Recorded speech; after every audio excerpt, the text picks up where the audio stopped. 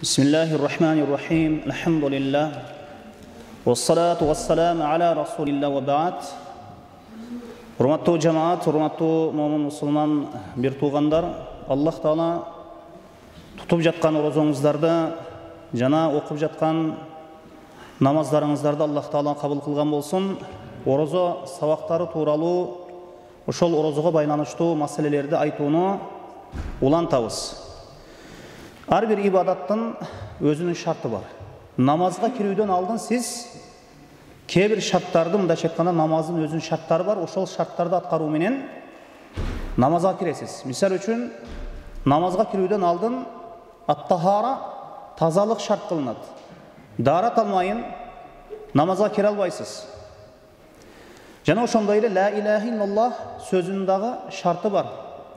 Ар бир Аллах Таала буйруган ибадаттын шарты бар. Ошондой эле биз тутуп жаткан Рамазан айынын орозосундагы шарты бар. Мына ошол Рамазан айынын орозосунун шарттары толук аткарылмайын орозо тутуу ошол пенденин орозосу дурус болбойт, туура болбойт.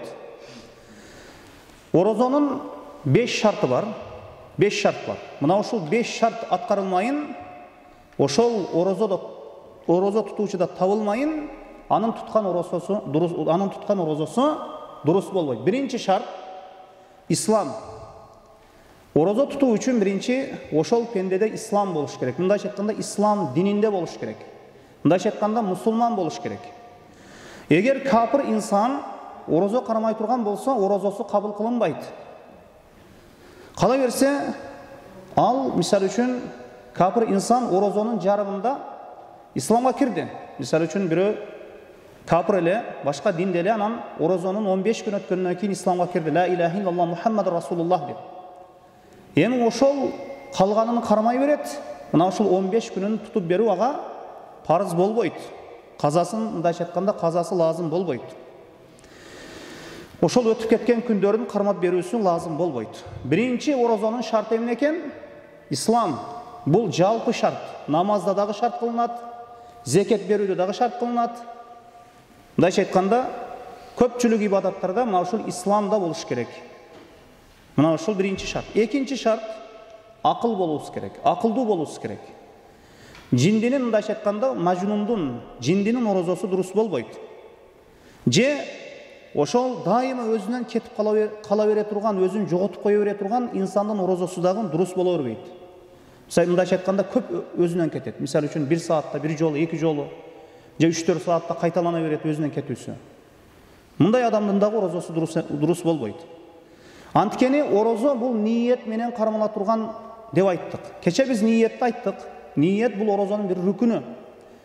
Эрте менен ошол күн баткандан кийин, ошол кийинки күндүн орозосуна түндүн бир бөлүгүндө ниет кылган болуңуз керек, же Рамазан айынын орозосу башталган кезде 30 күнгө же 1 айга ниет кылып койсоңуз, ошол ниет жетиштүү. Ал эми нафил намаздарда деп айттык, ошол ниетти ошол кайсы убакыттан кылып кете берсе боло берет, бирок эч бир нерсе жебеген болуш керек. Мисал үчүн эрте менен турдуңуз, мечитте отурдуңуз, саат карасаңыз 10 болуп кеттир, 11 болуп кеттир. Бир туз тапканыңыз жок, бир нерсе ичкениңиз жок, жегениңиз жок. Ошол убакыттан баштап нафил орозону ниет кылып тутуп кете берсеңиз боло берет. Мындайча айтканда, эми орозо тутуу үчүн экинчи шарт акыл болуш керек адамда. Анткени яда'a ta'amahu wa sharabahu min ajli. Анткени Аллах Таала айтат, тамак ашты мен үчүн таштайт. Жеп үчүүнү, шахватыны мен үчүн таштайт дейт Аллах Таала. Анан эгер бир киши түнү ниет кылды орозого. Орозо кармоого кийин түнү ниет кылды, кийин күндүз акылынан кетти. Мындайча айтканда жинди болуп калды. Же толугу менен күн бою өзү билбеген абалда, мындайча айтканда, жатты. Өзүнөн кетип жатты, эч нерсени билбей жатты. Орозосу дурус болбойт. Акылынан кетти. Анткени ниет жана имсак, ниет жана кармануу деген нерсе болуус керек. Анан жанагы туаса жинди болуп төрөлгөндөр бар. Акылы кемтик болуп төрөлгөндөр бар, бир нерсени түшүнбөйт. Аларга эч бир нерсе парз эмес. Орозо дагы парз эмес, намаз дагы парз эмес. Эми алардан калем көтөрүлгөн. Мындайча айтканда, периште эч бир нерсени жазбайт аларга. Mana Peygamberimiz sallallahu aleyhi ve sellem'in Ali radıyallahu anhudan rivayet kılınan hadis var. Rufi'al qalam an thalathatin. Kalem 3 kişiden kötürülgen deydi. En-naim hatta yastayqiz. Uxtagan adam turganга çeyin deydi. Uxtagan adam turganга çeyin. Ve anis sabi hatta yahtalim. Jaş bala ihtilamga jetkenge çeyin. Oşol balaga yaşına jetip, oşol ihtilam bolgonga çeyin jaş baladan da жазылбайт. Мындайча айтканда калем көтөрүлгөн. Ve anil majnun hatta yaqil. Jindi akılına kelgenge çeyin deydi. Mına uşul 3 kişiге surak жок. Kaçan özüne kelmeyince, je oşol şariat belgilep koyulgan orun oşol belgige çekke jetmeyince. Mындайча айтканда uxtagan adam koygun boyunca jaş bala balagat yaşına jetmeyince, ihtilam körmeyince, jana jindi öz akılına kelmeyince. Anan biri tünü orozo tutuğunu niyet kıldı. Anan oşol tаңдан başlap uxtadı anan. Uxtabay jattı. Anan iftarda turdu. Uxta öyle jattı da gün boyu uxtadı. Oşol adamın orozosu durus bu dese durus. Durus. Antikeni anı ertemenen niyeti bolğon üçün. Gün boyu jıl boyu uxtadı da. Bu ikinci şart eken, akıl bolusu gerek eken adamda akıl. Üçüncü, orozo tutuğu üçün temiz boluş gerek. Temiz degeni siz bir nerseni süylөгөнүңүздө al жооп кайтара ала турган болуш керек. Бул дегени 7 жашка толгон болуш керек. Жаш балдарга таандык бул эми. 7 жашта кичине бала ак караны айырмалап калат. Орозосу дурус. Ушу 7-8 жаштагы балдар орозо кармаса орозосу дурус. Bir nerseni orozода жебеш керек, ичпеш керек десеңиз түшүнөт ошол бала. Бирок 6 жаштагы, 5 жаштагы, 4 жаштагы балага эч нерсени түшүнбөйт ага. Орозо эмне экендигин да билбейт ал. Ошондуктан анын не орозосу дурус эмес дейт. 5 жаш бала, же 4 жаштагы бала, же 6 жаштагы бала не орозо кармай турган болсо. Эми жаш баланын орозо кармоосу мустахаб. Мына 7 жашта, 8 жаштагы балага парз эмес, бирок орозо кармоосу мустахаб, жакшы. Бирок балагат жашына жеткенде, ихтилам көрө баштаганда, ошол уйкудан турса, ошо эркек жаш мындай уул бала боло турган болсо, жанагы эмесини көрө турган болсо, эркектик ошол уругуну көрүп мындайча айтканда ихтилам боло турган болсо, не ошол балага жашына жетиптир. Эми ага орозо тутуу парыз болот. Ал эми ал жигит болуп калды эми. Эми имам Шафи рахимахулла айтат, балдар орозо тутууга буйрулат, эгер чыдай алса дейт. Келечекте орозого даярдоо үчүн, машыктыруу үчүн үйрөтүп баруу керек. Кээде, мисалы үчүн жаш баланы саат обедке чейин, саат 3-кө чейин, 2-ге чейин да үйрөтүп баруу керек. Же ошол такаты жетсе, чыдамы жетсе, акырына чейин алып барган жакшы. Анткени орозо тутуп чоңойгон бала өтө чыдамдуу болот, сабырдуу болот. Орозо өзгөчө бир тарбиялайт баланы. Бары жокко канаат кылат бала, сабыр кылат. Курсак жашоодо ар кандай нерсе болот да. Курсак кээде ток болот, кээде ач болот. Башка эмнелер түшпөсү мүмкүн. Бул жашоо дайым эле ысык эмес, дайым эле суук эмес, ысыгы бар, суугу бар, жакшылыгы бар, жамандыгы бар. Ошондуктан орозо бул тарбия бул. Эми мындай баланы жакшы тарбиялайт да. Эми